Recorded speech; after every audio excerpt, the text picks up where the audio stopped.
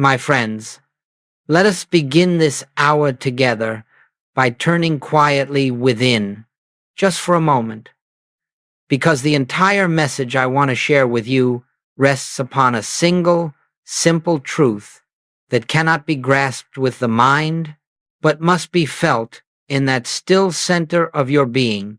And that truth is this: the activity of God begins the very instant the activity of fear ceases.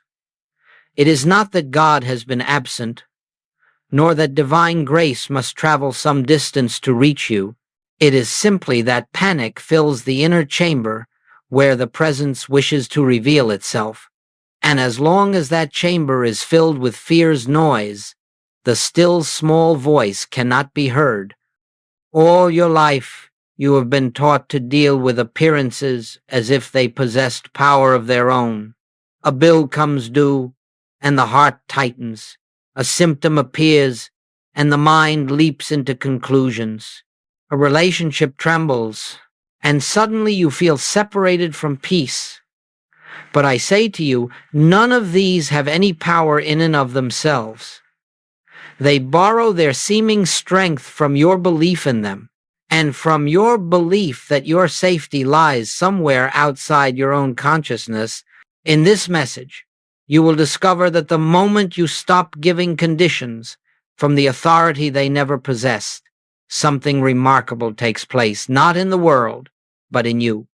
And once it takes place in you, it must appear as harmony in your affairs. We shall explore together how panic arises from the false sense of two powers, how fear blocks the experience of God's grace, and how the simplest pause, the gentlest turning within, becomes an opening through which the infinite begins its silent activity. You will see that your life does not transform because you manipulate or struggle or strive to make truth operate. Your life transforms the moment you cease interfering, when you stop trying to push the river and allow the river to flow of itself. Let this be clear from the beginning. The shift we speak of is not gradual. It is not earned through discipline or spiritual ambition. It is immediate. The very instant recognition dawns, and because it is immediate, it is available to you now, here, in this very breath. You do not need a better body, a better mind, a better situation, or a better past. You need only the willingness to stop leaning upon fear and to rest your weight upon the unseen presence that has been carrying you from the first moment of your being. As we proceed, remember this: no one has ever found God through fear, anxiety, or desperate effort. But every soul that has found the presence has done so in a moment of quiet surrender, when the noisy activity of the mind subsided and the heart opened to the realization, I and the Father are one. It is this moment we prepare to enter. It is this recognition that changes everything. Now let us go deeper, for unless this point is clearly understood, all spiritual work remains fragile and uncertain. Panic, fear, anxiety, these do not arise because of the circumstances before you. They arise because somewhere within there still lingers the ancient belief that there is a power apart from God, a power capable of injuring you, depriving you, or separating you from the harmony of your source. And as long as this hidden belief remains, the mind will continue to tremble at every disturbance of the outer world, for it imagines itself at the mercy of forces beyond its control. What is the origin of this belief in two powers? It is born of the assumption that spirit and matter stand in opposition, that God governs the invisible realm while something else governs the visible, and from this mistaken foundation springs every fear that has ever touched the human heart. For if matter has power, power to make you sick, power to impoverish you, power to disturb you, then you will inevitably bow before matter Even while professing faith in God, if people have power to harm you, power to betray you, then your peace will rise and fall with their moods and their actions. And if the world itself is a power, its economy, its politics, its movements, then the soul becomes like a tiny boat tossed upon a storm. But hear me, there are not two powers. There is one presence, one life, one law, one substance. And when this is recognized, truly recognized, not as a comforting thought, but as spiritual fact, the entire root system of fear withers in a single moment. You may still see conditions that appear threatening, but you will no longer grant them authority. You may still hear the mind whisper, "What if?" but you will not bow to its suggestions. Instead, you will stand in the quiet realization, God is the only power. Nothing else has power.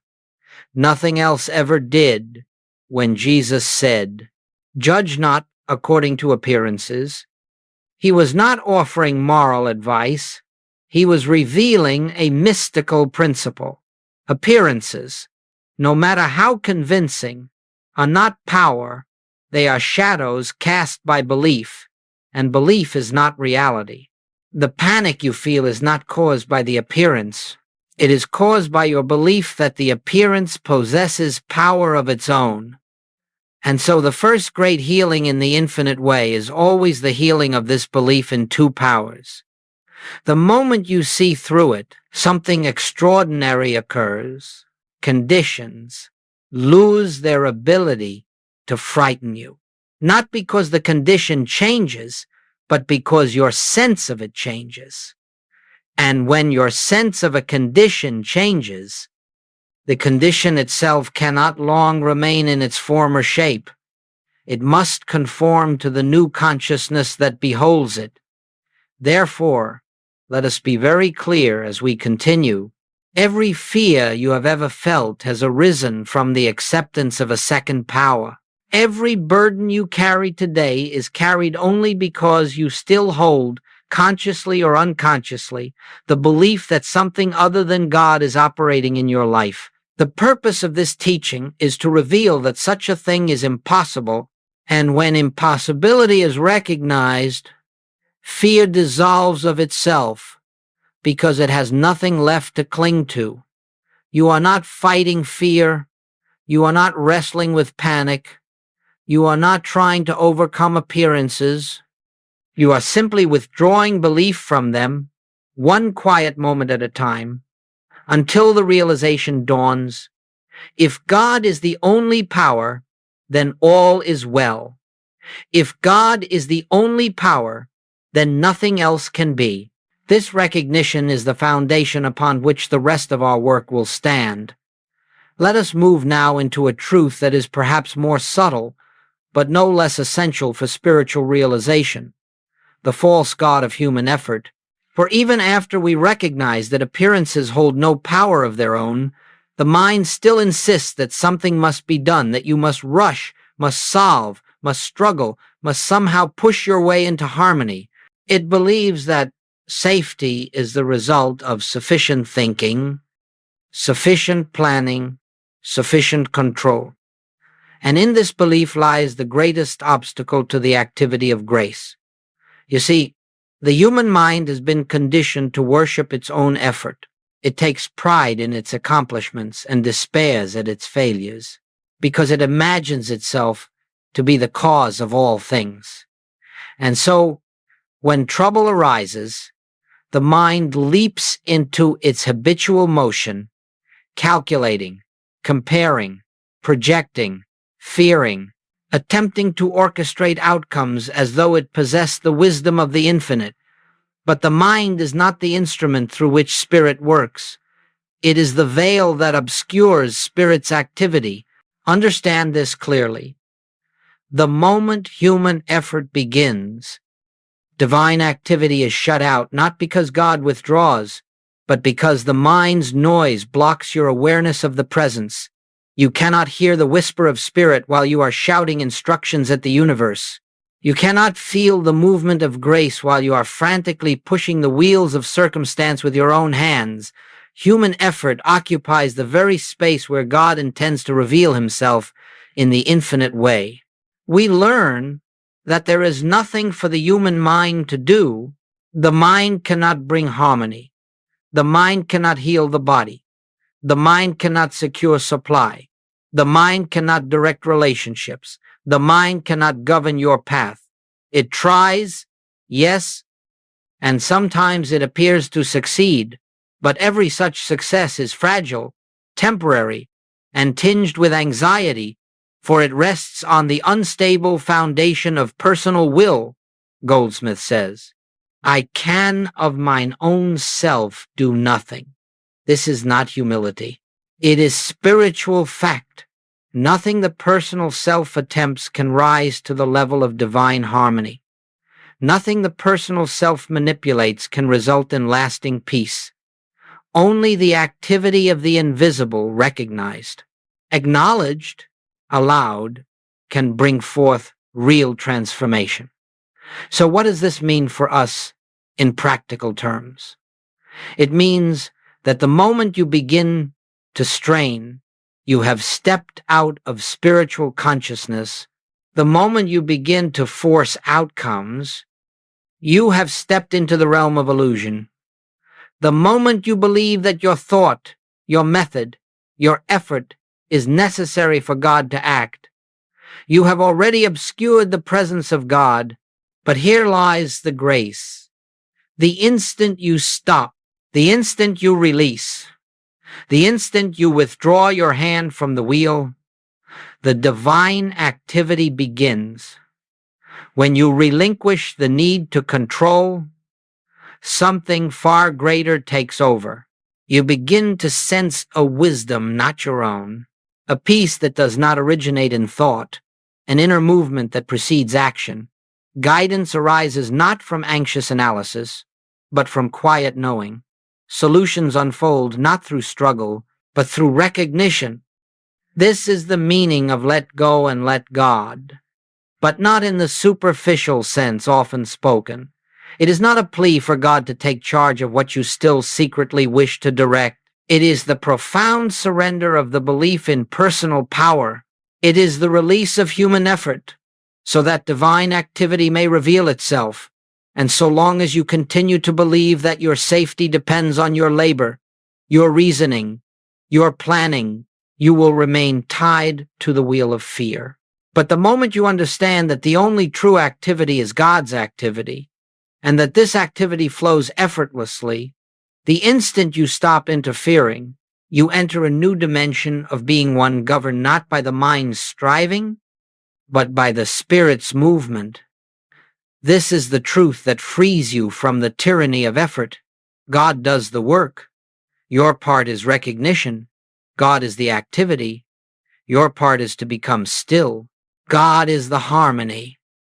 Your part is to cease resisting it when this becomes the foundation of your consciousness. Life shifts from struggle to unfoldment. Nothing is forced. Nothing is chased. Nothing is wrung out of the world by human will. Everything flows from the invisible to the visible, from the inner to the outer, from the kingdom within to the experience without. This is the way of grace. Let us now come to the heart of our work, the recognition of the presence that never moves, never trembles, never reacts, never shifts with the tides of this world. For unless you come to know this presence, not as a belief, not as a hope, but as the living reality of your own being, you will continue to be governed by the appearance world, and you will continue to measure your peace by the conditions that rise and fall around you. But the moment you recognize the presence, the moment you feel, not think, but feel that there is a life within you untouched by circumstance, you discover a center that remains unmoved in every storm. You see, beneath the surface of your thoughts, beneath the emotions that come and go, beneath every mental noise that clamors for your attention. There exists a silent region of consciousness that has never been frightened, it has never been confused, it has never been broken, threatened, or diminished. It is the I that was before Abraham. It is the Christ within you. It is the presence of God as your own being. It does not move with the world because it is not of the world. This presence does not begin when you meditate, nor disappear when you forget it. It does not increase when you study, nor decrease when you err. It simply is permanent, changeless, eternal. But though it is always present, it is not always recognized. And so our work is not to make the presence appear. It is already here. Our work is to remove the veil of fear, the veil of effort, the veil of judgment that prevents us from seeing what is already established within. When Jesus spoke the words, "I am with you always," he was not speaking of a man returning again and again to human experience. He was speaking of the eternal presence, forever at the center of your being. When the psalmist declared, "If I make my bed in hell, thou art there," he was bearing witness to the same truth. No matter where the human sense finds itself, fear, sickness, lack, despair, this inner presence has not moved an inch. It is there in fullness, in completeness, in perfection, awaiting recognition. And so you must understand, the presence you seek is not something you must attain. It is something you must acknowledge. It is not something you must call forth. It is something you must stop obscuring. The mind obscures it with its noise. The emotions obscure it with their turbulence. The senses obscure it with their insistence that the outer world is the only reality. But the presence itself is never absent. It is simply unrecognized. Therefore, the essence of spiritual practice is the art of remembrance. Remembering that the good you seek is already here. Remembering that the love you long for is the substance of your own being. Remembering that the wisdom you need is already active at the center of consciousness. Remembering that the peace you chase in the world is the peace that looks out through your own eyes. In this moment, you may pause and silently feel for it, not with expectation, not with strain, but with a gentle turning of attention inward, just a slight shift from the outer to the inner, from the appearance to the invisible, from the mind's activity to the heart's knowing. And even if you feel nothing at first, the recognition has already begun, for the presence is not felt through sensation, it is known through stillness. It is not approached by desire. It is revealed in quiet acknowledgement. As you grow accustomed to resting in this inner stillness, you will discover something remarkable. The presence remains the same in every circumstance, whether the world praises you or condemns you, whether the body feels strong or weak, whether the bank account rises or falls, the presence does not move. And when your awareness begins to dwell in that which does not move, you, too, become unmoved, not indifferent, not passive, but anchored in a deeper dimension of being where fear cannot enter. This is the beginning of true freedom, the recognition that the self you are is not the mind that fears nor the body that changes, but the presence that witnesses all without being touched by any. And once you recognize this, panic falls away, not because the world has changed, but because you have awakened to the one who stands above the world. This is the presence we will continue to explore, for it is the foundation upon which all spiritual demonstration rests. Now, let us look closely at the moment. Fear actually loses its power, for this is not a gradual process as the world supposes. It does not require weeks of affirmation, months of struggle, or years of mental discipline. Fear evaporates in the very instant consciousness awakens to the truth of one presence, one power. And though we may speak of this as a moment, understand that it is not measured in time but in realization. In a single flash of spiritual recognition, fear is rendered impotent, not by force, not by resistance, but by the simple light of understanding. Fear thrives only in the absence of recognition. It is like darkness in a room. You may fight the darkness, curse it, analyze it, or pray for it to disappear, but nothing changes until someone touches the switch and reveals the light, and in that instant, darkness vanishes, not because it was conquered, but because it was never a power in the first place. It existed only where light was not acknowledged. So it is with fear. It appears powerful only while you grant it reality. It governs only while you believe conditions possess authority. But the moment you withdraw belief, just as swiftly as the moment the light appears, fear has nowhere to remain. It dissolves into its native nothingness. Let us understand this with clarity. Fear never departs because conditions improve. Fear departs because consciousness improves. Fear does not recede when the body is healed. It recedes when you realize that the body never held power over life. Fear does not diminish when money arrives. It diminishes when you recognize that supply is spiritual and never ceases.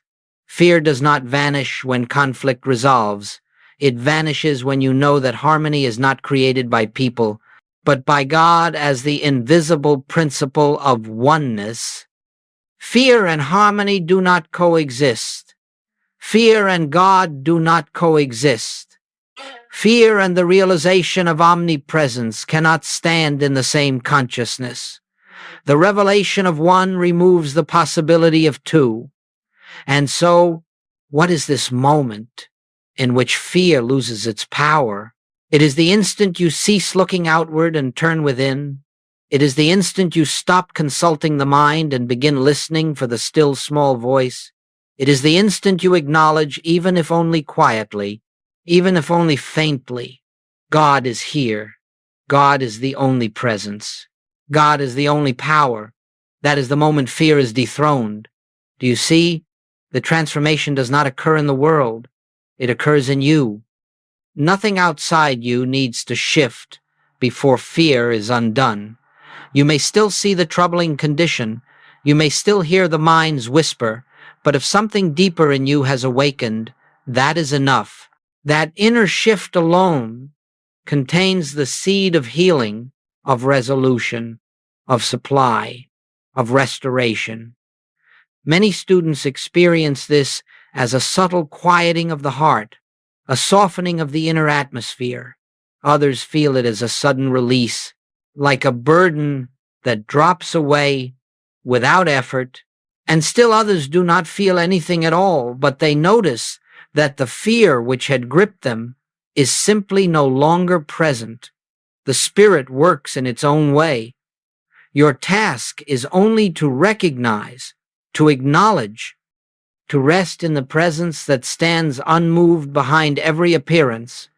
Think of how quickly clouds passing over the sun can create the illusion of darkness, and how quickly the light returns the moment the cloud shifts. The sun was not affected by the cloud. It remained as brilliant as ever. The presence within you is just as constant. Your fears are merely clouds of belief passing across awareness. The moment you recognize the sun is still shining, the power of the cloud dissolves. Therefore, I say to you, do not fight fear. Do not struggle with it. Do not attempt to banish it with mental arguments. Simply recognize that it is not a power. It has never been a power. And in the moment that recognition slips into consciousness, even as a whisper, fear's foundation collapses. It cannot stand where the light of truth has entered. This moment of realization is the turning point of an entire life. Now that we have seen how fear loses its power, let us take up one of the most vital practices in the infinite way, non-reaction. This may appear, at first glance, to be a simple instruction, but no principle is more misunderstood nor more essential to spiritual unfoldment. For every time you react to an appearance, you affirm its power. Every time you rush, defend, resist, or attempt to correct a condition, you declare without speaking a word that the condition has authority. And in that declaration, you bind yourself to the illusion. Non-reaction is not indifference, nor is it denial. It is not the cold refusal to acknowledge what is taking place. It is the quiet recognition that appearances have no inherent power. It is the capacity to meet the world's disturbances with an inner stillness that says, I see you, but I do not bow to you. I acknowledge you as appearance, but not as truth. This is the spiritual poise that dissolves problems at their root. Consider the nature of reaction for a moment. The phone rings with troubling news, and immediately the heart quickens. A bill arrives, and at once the mind begins calculating, fearing, projecting. A symptom arises in the body, and instantly the imagination leaps into dark possibilities. All of this takes place within seconds. Why? Because the mind, trained for generations to believe in two powers, attempts to seize control. It is reaction that keeps you enslaved to appearances. But listen carefully. You do not overcome appearances by reacting to them. You overcome appearances by refusing to grant them power. Non-reaction is this refusal not by willpower, but by recognition. When a disturbing circumstance arises, the ordinary person reacts. The spiritually awakened person pauses. And in that pause, grace enters. In that pause, the mind's habitual momentum is interrupted. In that pause, the presence has an opening through which to reveal itself. Let us picture it. Something frightening appears before you. Instead of rushing to fix it, instead of allowing panic to rise, you gently say within yourself, I will not judge by appearances. And you pause. Just one breath, one conscious breath turning inward. In that single breath, the sense of two powers begins to collapse. In that single breath, you return to the awareness of the one, and in that awareness, reaction becomes impossible. You cannot fear what you no longer believe has power. You cannot defend yourself against what you recognize as illusion. You cannot strive to correct what you see as nothing more than a shadow. Reaction fades because the belief that fuels it has faded. Goldsmith taught that the moment of non-reaction is the moment of spiritual dominion. It is the moment when the individual steps out of the role of a frightened human being and stands as the witness of God's activity. When you do not react, you do not become passive, you become receptive, receptive to the movement of grace, receptive to the wisdom of the Spirit, receptive to the inner impulse that will guide your next step. Do not misunderstand. Non-reaction does not mean you ignore practical responsibilities. If a child cries, you comfort the child. If a doorbell rings, you answer it. If your body requires attention, you consult appropriate help. But you do none of this from fear. You do none of this from the belief that the condition has power over the real you.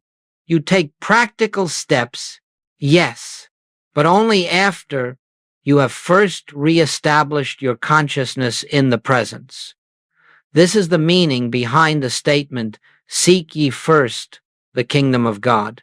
Seek the kingdom first, before the reaction, before the judgment, before the planning, before the analyzing.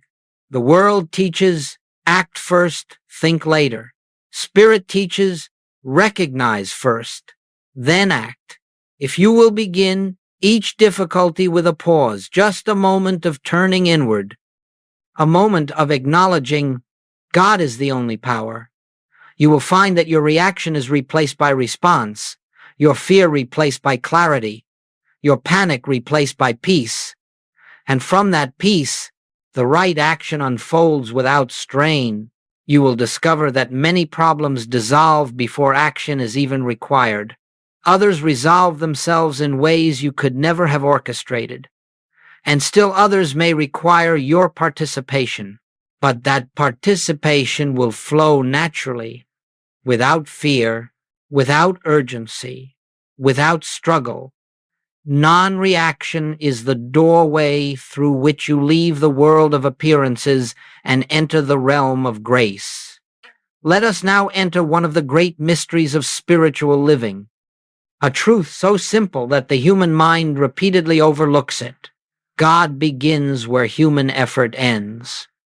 Not because God was absent while you were striving, but because your striving occupied the entire field of your awareness. The presence was there all along, waiting, abiding, forever, offering its fullness, but panic, effort, and mental strain act like thick curtains drawn across a window. The sunlight remains, but it cannot enter the room until the curtains are opened. And the opening of that curtain is your stillness. Every spiritual demonstration, every healing, every unfolding of supply, every restoration of harmony, every moment of grace in your life has occurred at the very moment you stopped trying to make something happen. It has occurred not during your struggle, but during your surrender. Not in your feverish activity, but in your quiet recognition that Spirit alone does the work. This is the meaning of the ancient words. The battle is not yours, but God's. The battle is never with outer conditions. The battle is never with people, with the body, with the bank account, with circumstance. The battle is always with the belief that you, as a human mind, must manage the universe. The battle ends the moment you relinquish this false sense of responsibility and return to your true identity as the instrument of the infinite.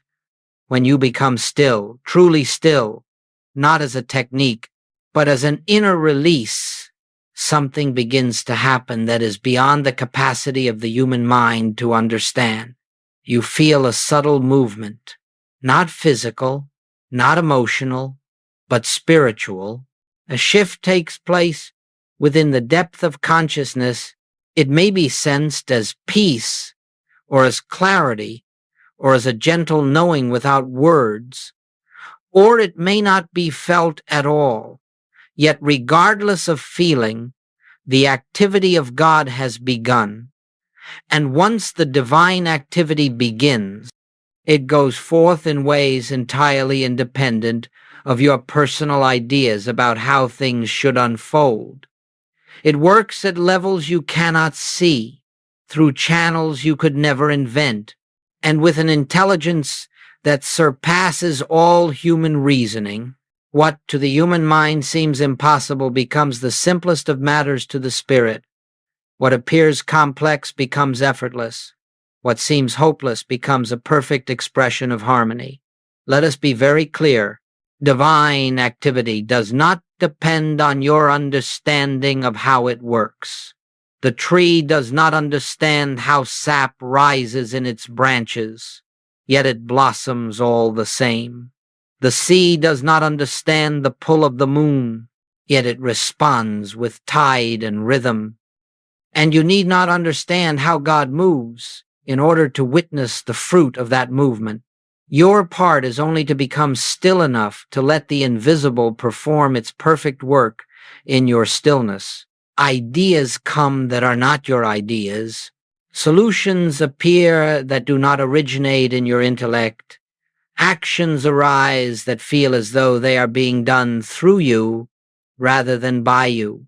This is grace not as a mystical concept, but as the living activity of God revealing itself in your experience, you will notice that when you are still, life becomes strangely cooperative.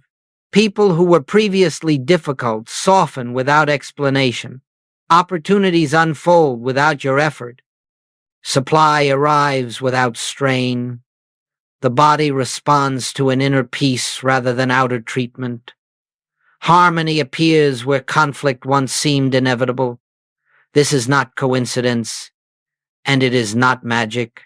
It is the natural outcome of spiritual law. The outer must conform to the inner when the inner is aligned with the presence. Perhaps the most beautiful part of this truth is that divine movement never requires the cooperation of the outer world. It does not depend on other people changing, nor on conditions rearranging themselves to suit your desires. God moves because God is movement. God reveals because God is revelation. God unfolds because God is the infinite expression of its own being. All that is required is your stillness, your willingness to let the infinite do its infinite work. Remember this always. When you fight, you block the flow. When you panic, you cloud the guidance. When you try, you interfere. But when you become still, when you step aside, when you say inwardly, Father, thou doest the works, you open the channel through which the fullness of God enters your affairs. Stillness is not passive. Stillness is potent. Stillness is the atmosphere in which the invisible becomes visible, the intangible becomes tangible, the spiritual becomes practical. In that stillness, God moves. Now we must bring this understanding into the rhythm of daily living. For truth remains only an idea until it becomes the atmosphere in which you walk, the foundation from which you speak, the silent presence behind every act. Many imagine that spiritual realization is found in long hours of meditation or in retreat from the world. But the true test of realization is not what you experience in silence. It is whether that silence continues with you. When the world calls your name, you may sit quietly in the morning and feel the warmth of the presence, the gentle hum of the invisible, and the sweet assurance that all is well. Yet if, within the first hour of your day, the world provokes reaction, fear, or judgment, then the meditation has not yet become realization. The goal is not to feel peace in isolation, but to live from peace in activity. The point is not to escape the world, but to unveil the kingdom that is present wherever you stand. Let us understand this. The presence you touch in meditation is not something you leave when you rise from your chair. It accompanies you to the kitchen, to your workplace, to your family, to the marketplace. It goes with you to the moments of joy and the moments of burden. And if you train your inner ear to listen, you will discover that the very same silence that you felt in meditation is present in every ordinary moment of your day. To live from realization is to carry the awareness of the one presence into every circumstance without exception. You are not attempting to stay mentally alert all day. That would be exhausting. Instead, you learn to rest inwardly. Even while your hands are busy, you cultivate the gentle habit of turning within, not strenuously, not with effort, but with a quiet remembrance. God is here. God is the only power. God is the life of all that appears before me. And so you walk through your day with an inner poise, not because conditions are favorable, but because your consciousness is anchored while others are swept into emotional storms. You remain centered not through discipline, but through recognition. You begin to see people not as personalities with flaws and demands, but as expressions of the same consciousness that breathes you, and this recognition ends conflict before conflict can arise.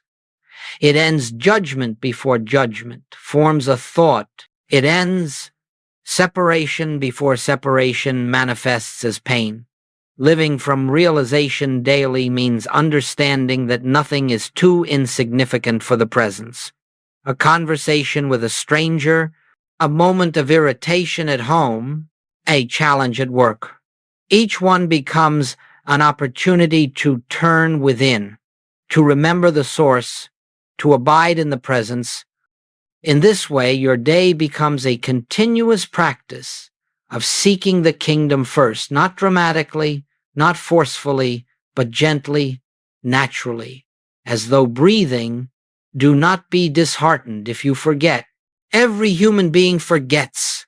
Every student wanders back into the world of appearances, but you can always return with the simplest acknowledgement, oh yes, God is here.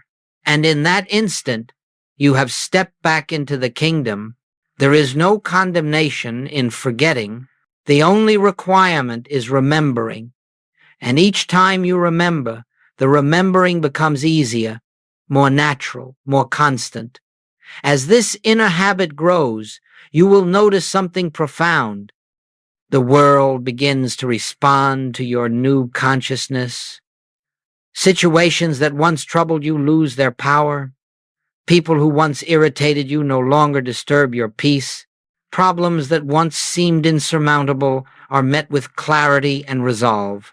This is not because the world has changed, but because you are no longer living from the world. You are living from the kingdom within. And very quietly, so quietly, you may not even notice at first, your external life begins to reflect the harmony of your inner life. Supply flows more freely. Health stabilizes. Relationships soften. Opportunities unfold without strain. This is the natural outworking of spiritual consciousness. When you live from the realization of one presence, one power, the outer circumstances begin to conform to the inner truth. This is what it means to live the infinite way, not as philosophy, not as belief, not as aspiration, but as daily consciousness. The spiritual life is not found in occasional moments of inspiration, but in the steady, continuous recognition of the presence in all things, at all times, in all places. And when this recognition becomes your way of life, every day becomes a holy day, every act becomes a prayer, and every moment becomes an opportunity for divine expression. And now, as we bring this exploration to its close, let us return to the beginning, the kingdom within. For no matter how profound the principles we discuss, no matter how deep the realization may seem, all of it points to a single truth. The presence you seek is already here. It has never departed, never diminished, never withheld. Itself, the only journey you ever undertake is the journey from distraction to remembrance, from outward seeking to inward recognition. If you leave with anything from this time together, let it be this. There is a presence at the center of your being that has never been touched by fear, never altered by circumstance, never wounded by the world. It is whole, it is complete, it is infinite, and it is the truth of you. Every spiritual practice, every meditation, every pause, every moment of silence is only to help you remember what has always been true of your nature. You are not striving to bring God into your experience. God is already the substance of your experience. You are not trying to reach a distant heaven. Heaven is the consciousness you are touching now. You are not attempting to win favor, earn grace, or achieve enlightenment. The kingdom is not a destination. It is your identity, your very being, the silent root of your existence. As you go back into the world, you will meet appearances, some pleasant, some challenging. You will encounter people who forget who they are, and at times, you too will forget. But none of this has the power to separate you from the presence. Your only task is to remember. Remember in small moments, remember in difficult moments, Remember in ordinary moments, the remembering alone is enough. If you feel lost, turn within. If you feel afraid, turn within. If you feel burdened, turn within. If you feel joy, turn within and give thanks. For in every turning, you rediscover the same eternal truth: I and the Father are one. This is not poetry. It is not metaphor. It is the most literal truth you will ever encounter.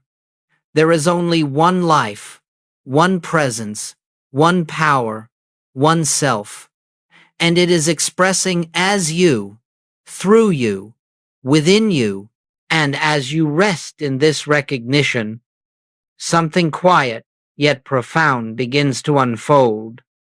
You feel guided without effort. You feel supported without asking. You feel loved without condition. The world, with all its noise and demand, loses its authority, and you begin to walk in a peace the world cannot give nor take away. This is the infinite way, not a path of striving, but of surrender, not a practice of getting, but of recognizing, not a pursuit of something new, but an awakening to what has always been. Let this awareness accompany you when you rise in the morning. Let it walk with you through your day. Let it hold you in the stillness of night. For the presence that lives you does not sleep, does not withdraw, does not come and go. It abides eternally, waiting only for your welcome, your acknowledgement, your remembrance.